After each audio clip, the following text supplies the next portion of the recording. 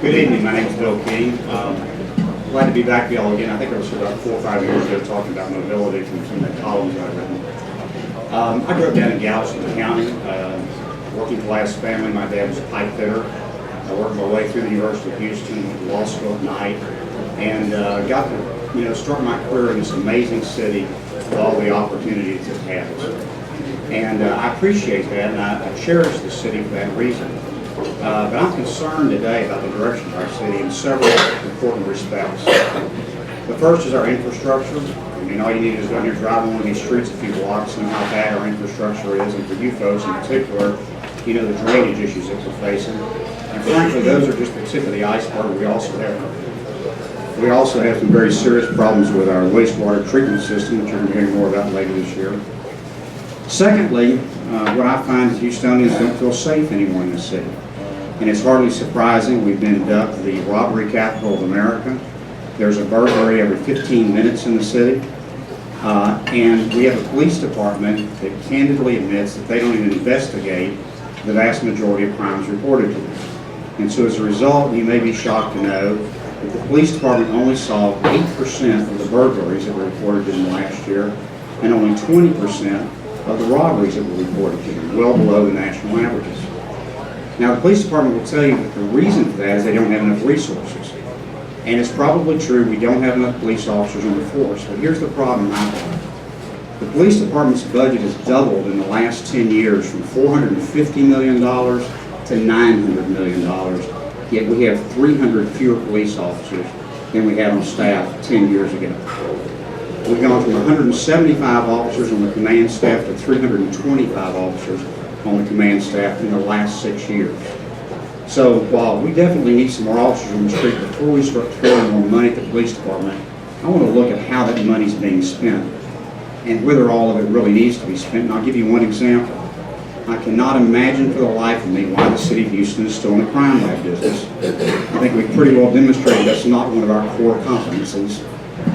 Harris County has a brand new crime lab run by a medical doctor in the medical center, accredited by every accrediting agency there is, dying to have our business. And what do? We go off and set up a new local government corporation that has an executive director, a chief financial officer, a general counsel, a PR person. Why are we spending all that money? These are the kind of things that we need to look at.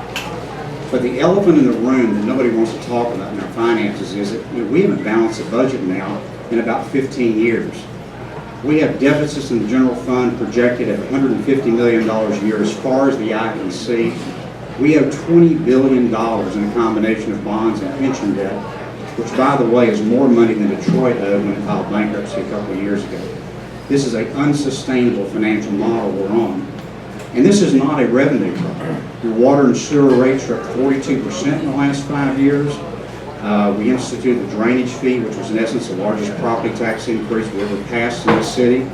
Property taxes themselves have gone up every year. Last year we collected $132 million more in property taxes than we did the year before, and yet we still can't balance our budget and pay our bills.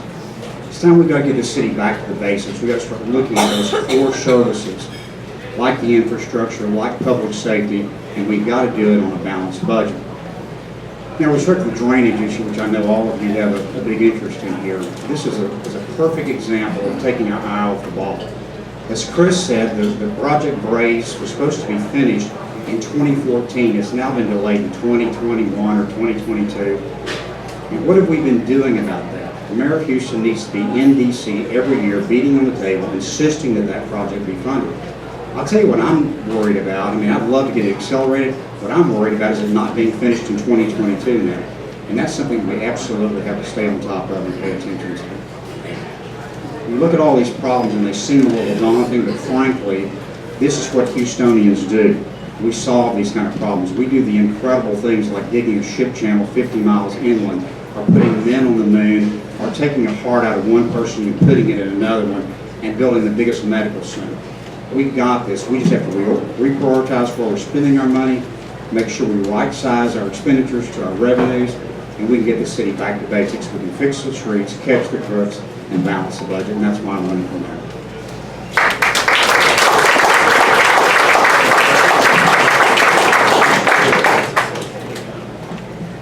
Yes, ma'am.